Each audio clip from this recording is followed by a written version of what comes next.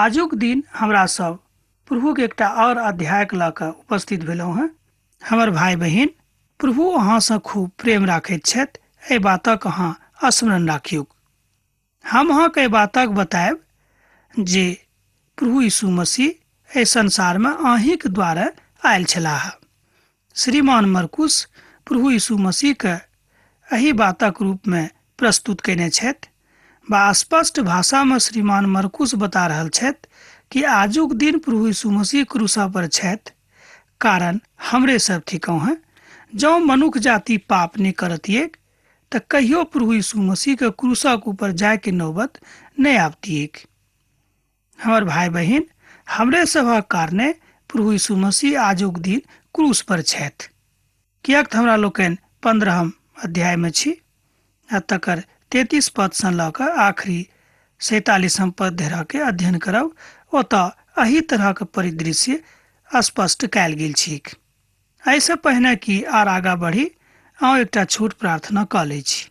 हे कृपालु परमेश्वर, हे परम अनुग्रहकारी दयालु परमेश्वर, प्रभु जी, हम अहाँके धन्यवाद दऽ रहल छी। हमर सब श्रोता भाई बहिनी के ऊपर अहाँ प्रभु विशेष रूपे दया करू। प्रभु जाहिसँ प्रभु हुनका जिंदगी में जतेक बातक लेल अवसान छनि, अवधान छनि, ओहि सबटा बातक प्रभु जी अहाँ दूर कऽ दियौ। एहि छोट प्रार्थना का हम अपन उद्धारकर्ता यीशु क्रिस्त के नाम से मांग रहल छी। आमीन। अब देखियो कि बात पूर्वाह्न के बाद अन्हार होइत अछि वा भऽ जाइत अछि, तकरो बड़ स्पष्ट चित्रण एहिठाम कयल गेल छी।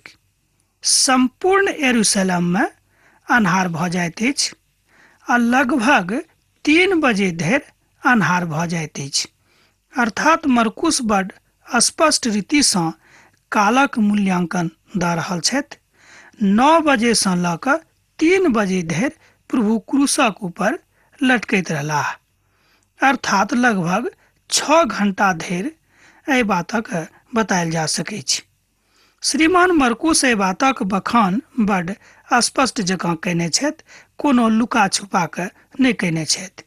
जेना हम आरंभे से कहने छलहुँ हैं कि श्रीमान मरकुस बड़ स्पष्टवादी रहत, आ बा एना कहियो कि सोझ चोट करे वाला मनुख छलाह, एम्हर उम्हर नहीं करे वाला छलाह। पहिल 3 घंटा धरि दैहिक इजोतक बतायल गेल अछि और आगूक 3 घंटा दैहिक अन्हारक अछि। मुदा जे पहिल 3 घंटा छल ओ आत्मिक अन्हारक काल छल। पद 33 से एहि तरह बतायल जा सकै छै। दुपहर भेलाक बाद संपूर्ण देश में अन्हार भऽ गेलिक। तेसर पहर धरि अन्हार पसरल रहि गेलिक आ तेसर पहर प्रभु ऊंच आवाज में शोर पाड़ि कऽ कहलनि, इलोई इलोई लामा सबक्तनी, जेकर अर्थ होइत अछि, हे हमर परमेश्वर, हे हमर परमेश्वर, अहाँ हमरा कियाक छोड़ि देलहुँ हैं। एहि बातक अहाँ 33 आ 34 पद में पढ़ि सकलहुँ हैं। एहिठाम हमरा लोकनि देख रहल छी जे प्रभु यीशु मसीह क्रूसक ऊपर छथि। अर्थात एना कहियो कि क्रूसक यातना हमरा सभक कारणे सहि रहल छथि। देखियो प्रभु यीशु मसीह के ई प्रेमक जँ हमरा लोकनि हृदय में भऽ कऽ विचार करब तऽ देखियो ई बात कतेक गहीर आ कतेक मार्मिक लागत। जँ हमरा लोकनि अनेरे कथा बुझि कऽ ई बातक सुनब वा सीखब तऽ ओतेक नीक नहि लागत वा ओतेक प्रभावकारी सेहो नहि लागत। जे सब लग में ठाढ़ रहत ओहि में से किछु लोग सुनलथि। ओ कहलनि, देखियो ई नबी एलिया के शोर पाड़ि रहल अछि। प्रभु यीशु मसीह लग किछु लोग कनेक दूर में ठाढ़ रहत।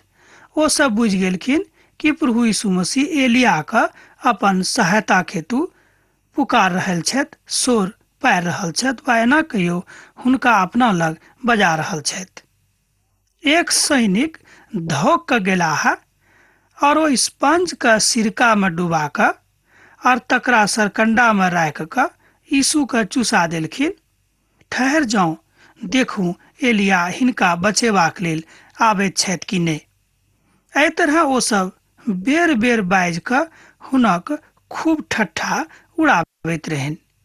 हमर भाई बहिन, देखियो प्रभु के ठट्ठा उड़ावल गेलेक आ तकरा लेल हमरे लोकनि दोखी छी आर दोसर केओ दोखी नहि छथि। ओहिठाम के उपस्थित लोग सब हुनका बता देलखिन जे देखियो ये केकरा पुकारे छथि, अर्थात प्रभु यीशु मसीह किनका अपना बचेबाक हेतु पुकार रहल छथिन, शोर पारि रहल छथिन। हमर भाई बहिन, एहि तरहक अवस्था ओहिठाम आबि गेलै।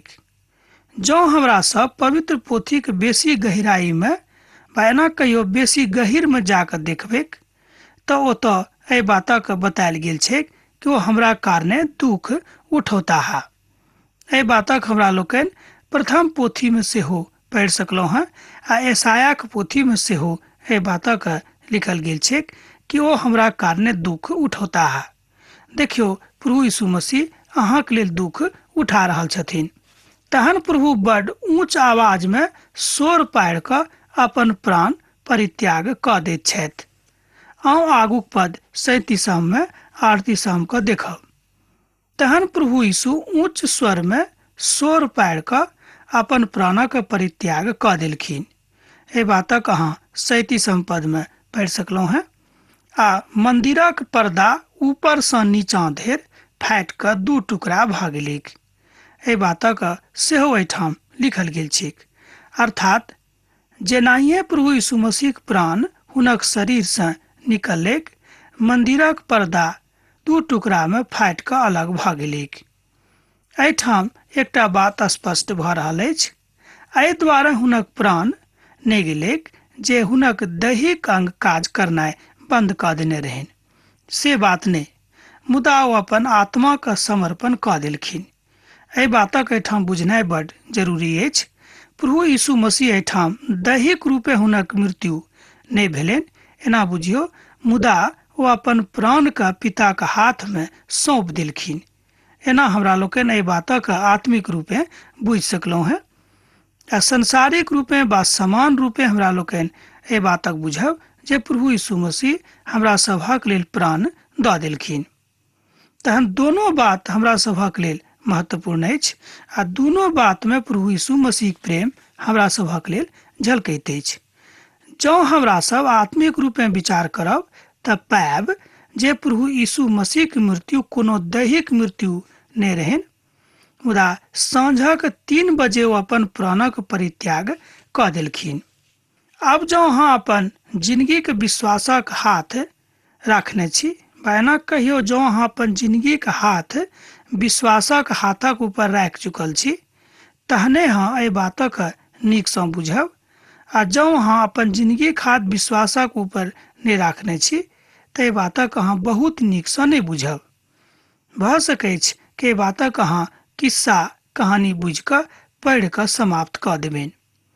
आ सोचबे चलू एकटा किस्सा कहानी पढ़ि लेलहुँ हेँ आ किछु ज्ञान प्राप्त भऽ गेल। हमर भाई बहिन, ई बात नहीं ठीक। जँ अहाँ पिता परमेश्वरक प्रेम संपूर्ण रूपे अपन हृदय से स्वीकार कऽ रहल छी, संपूर्ण रूपे जँ यीशु के बातक समर्पणक साथ देख रहल छी, तहन अहाँके हृदय प्रभु यीशु मसीह के लेल खुलि जायत। एहिमे संदेह नहीं थिक। ई प्रभु यीशु मसीह के मृत्यु रहैक जाय कारणे हमरा सब प्रभु के नजदीकी बनि गेलहुँ हैं। हमर मित्रवर, देखियो प्रभु यीशु मसीह अपन मृत्यु के कारणे अपन प्राण दऽ कऽ हमरा सभक परमेश्वरक नजदीक में हुनक मिताई में आनि देलखिन।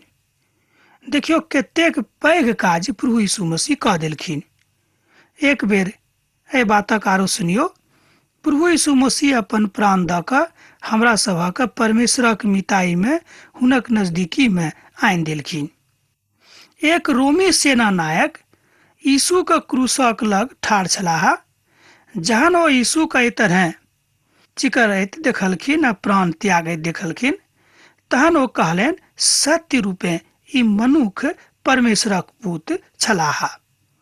देखियो, वह सैनिक जे सम्मिलित रहैत हुनका क्रूसक ऊपर चढ़ावे में, वह सैनिक स्वीकार करैत छथि कि निश्चित रूपेण ई कोनो साधारण मनुख नहीं छलाह, निश्चित रूपेण ई परमेश्वरक पुत्र छलाह। एहि बातक अहाँ 39 पद में पढ़ि सकलहुँ हैं। हमर विचारक अनुकूल रोमी सेना बड संकुचित विचारक त नहि मुदा उद्विग्न विचारक होइत रहथि, अर्थात हुनक विचार बड प्रखर उत्प्रेरक होइत रहनि, किनका प्रति त अपन राजक प्रति। मुदा एहिठाम ईश्वरीय राजक प्रति हुनक विचार उत्प्रेरकक रूप में, उद्विग्नताक रूप में प्रकट होइत अछि। तहन हमरा लोकनि बाजि सकलहुँ हैं कि हुनको हृदय में प्रभु यीशु मसीह के ठाम निवास भ रहल अछि।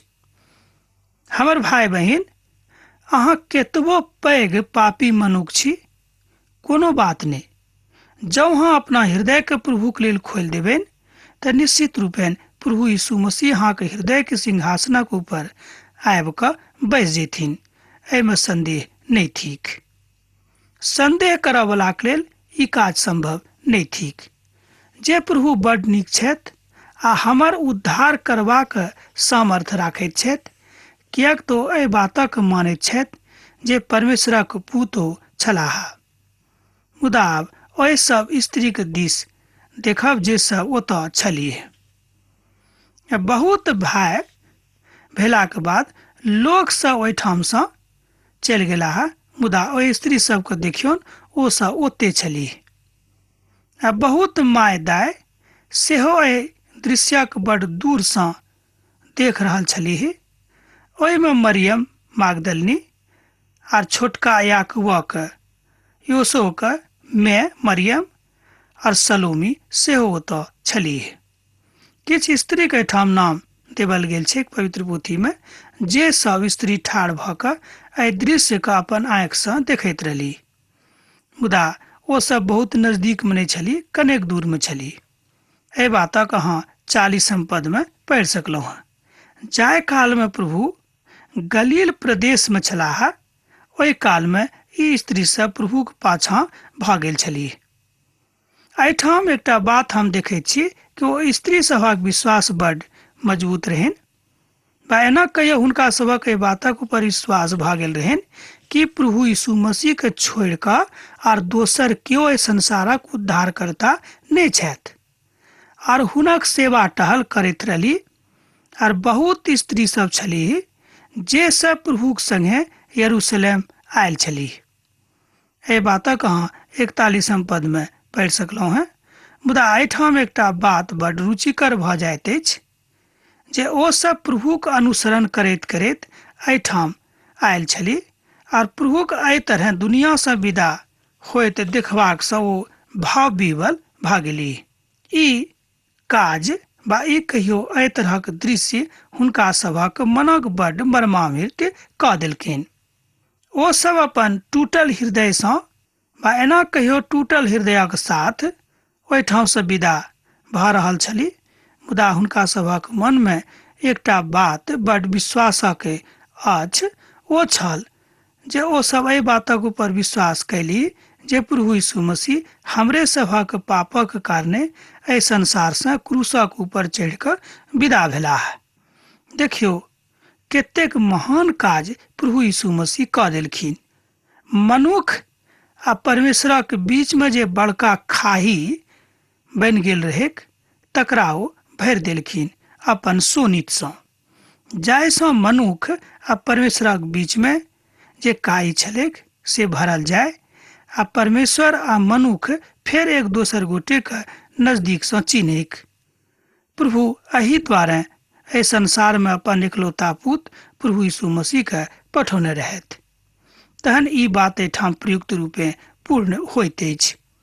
हमर भाई बहिन, एहि तरह हमरा लोकनि देख सकैत छी कि विश्वासक कारणे संपूर्ण बात एहि संसार में भ सकैत छै। ओ सब अपन अपन विश्वास में बड अडिग छलीह, एना अहाँ बाजि सकलहुँ हैं। मुदा हुनक अपन शिष्य, अपन लोक सब एहि बात सँ डेरायल रहथि जे अब ओ की करत, अब ओ कतऽ जेताह, किएक तऽ प्रभु यीशु मसीह हमरा सभा छोड़ि कऽ एहि संसार से विदा लऽ लेलखिन। मुदा एहि स्त्री सबके एहि तरहक कोनो चिंता नहि सताबैत रहनि। जँ अहाँके विश्वास प्रभु में अछि, जँ अहाँ संपूर्ण रूपे प्रभु पर अपन जिंदगी आधारित राखैत छी, तऽ एहि तरहक चिंता अहाँके कहियो नहि सतायत। ई हम नहि कहै छी कि चिंता नहि आयत, चिंता जरूर आयत, मुदा एहि तरहक चिंता अहाँके कहियो नहि सतायत। किएक तऽ एहि स्त्री सभक देखियौ, हुनका एहि बातक ऊपर पूर्ण रूपेण विश्वास भऽ गेलनि कि प्रभु यीशु मसीह हमरे सभक कारणे एहि संसार से विदा भऽ रहल छथि। मुदा जहन प्रभु हमरा सभक कारणे एतेक तकलीफ उठौलखिन तऽ हमरा सब किएक नहि प्रभुक लेल कनि मनी तकलीफ उठाबी। एहि बातक विश्वास ओहि स्त्री सबके भऽ गेलनि। तैं हम कहब कि ओ स्त्री सब बड्ड धन्य स्त्री छलीह जे प्रभुक कारणे तकलीफ उठेबाक लेल अपन मनक तैयार कऽ लेलखिन। हमर भाई बहिन, की अहाँ परमेश्वरक लेल, हुनक पुतक लेल तकलीफ उठेबाक लेल तैयार छी? अपन मनक तैयार कयने छी? कनि एहि बातक ऊपर ध्यान दियौक। एहि परिस्थितिमे जँ अहाँ पड़ल रहब तऽ की अहाँ प्रभुक संगे रहब? की अहाँ प्रभुक संगे एहि तरहक कथा कह सकलहुँ हैं? ई तैयारीक दिन छल जे शब्दक एक रोज पूर्वमे होइत अछि, जहन साँझ भऽ गेलीक। पद 42 में ई बात लिखल अछि। आगूक पद में एना अछि, तहन अरमितियाक रहयवला यूसुफ अयलाह। ओ महासभाक प्रतिष्ठित मंत्री रहथि। ओ मनुख स्वयं परमेश्वरक राजक बाट जोहैत रहथि। ओ साहस जुटा कऽ पिलातुसक लग गेलाह आर ओ यीशुक लाशक मांगलखिन। किएक तऽ ओ प्रभुक जे बातक सुनलखिन, यूसुफके मनमे ई बात आबि गेलनि कि चलू किएक नहि हुनक अंतिम संस्कारक क्रिया हमरे हाथे संपन्न हुएक। हमर भाई बहिन, हमर मित्रवर, हमरा लोकनि किएक नहि प्रभुसँ एतेक नजदीकी रिश्ता बनाबैत छी? हमरा लोकनि किएक संसारसँ डेरा कऽ परमेश्वरसँ अलग भऽ जाइ छी? ई संसार कतेक दिन अहाँक लग रहत, अहाँक साथ देत, अहाँक संगे संगे चलत? की अहाँ एहि बातक ऊपर कहियो विचार करलहुँ हैं?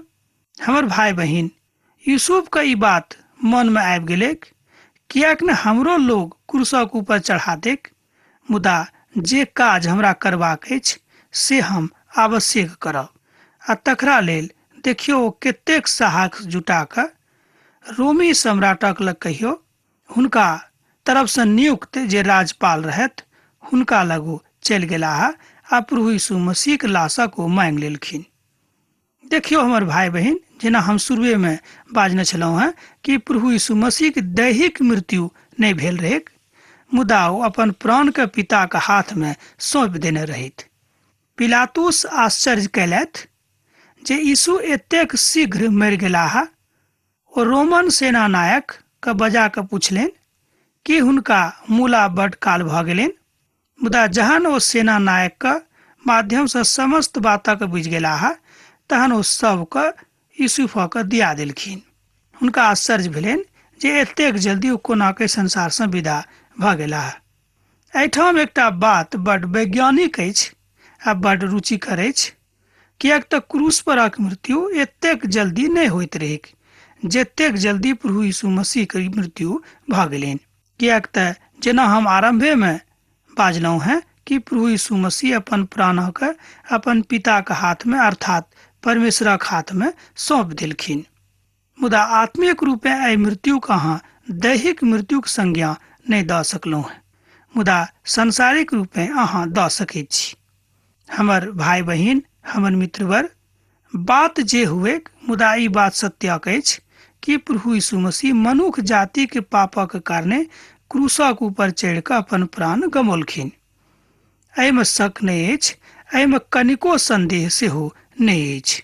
मुदा एहिके बादो, ई सब जानलाक बादो जँ हमरा सब परमेश्वरक ऊपर संदेह व्यक्त करैत छी तऽ ई बात नहि भऽ सकैत छै। हमर मित्रवर, हमर भाई बहिन, हुनक शिष्यमे से केओ एहि बातक हेतु किएक नहि ठाढ़ भेलाह?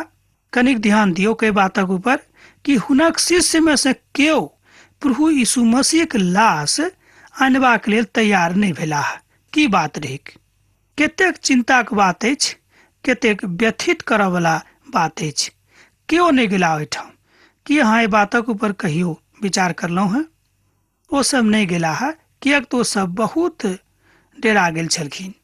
पिलातुसक एहि बातक ऊपर बड्ड आश्चर्य भेलनि जे प्रभु एतेक जल्दी कोना कऽ एहि संसार से विदा भऽ गेलाह। हमर भाई बहिन, हमर मित्रवर, हम अहाँ से कहब कि भविष्यवाणी तरह तरह के रहेक, मुदा एकटा भविष्यवाणी पवित्र पोथी में प्रभु यीशु मसीह के मृत्यु के विषय में सेहो कयल गेल रहेक कि ओ बड़ शीघ्र एहिठाम से विदा भऽ जेथिन। एहि बातक भविष्यवाणी पुरना नियमक पोथी में कयल गेल छिक। विशेष रूप में एहि बातक यशायाह अपन पोथी में अभिव्यक्ति कयने छथि। ओ कहै छथिन कि प्रभु यीशु मसीह बड़ शीघ्र एहिठाम से विदा लऽ लेथिन। एकर मतलब यह भेलै, जेना हम अपन विचार से देखैत छी तऽ यह मतलब भेलै कि प्रभु यीशु मसीह क्रूसक ऊपर चढ़लाक बाद बेसी देरी धरि ओतऽ नहीं रहता है, अर्थात क्रूसक ऊपर नहीं रहता है। एहि बातक विचारणीय बात यो होथिक जे बहुत विद्वान सब जे पवित्र पोथी के खूब नीक सँ पढ़ैत छथि, एना कहियो हुनका परमेश्वर खूब नीक ज्ञान देने छथिन, हुनको सभक यह मत छनि। तहन हम सोचे छी जे हमर विचार हुनक विचार सँ मिलैत अछि, तहन प्रभुक महिमा में एहि बातक सत्य कहल जा सकैत अछि।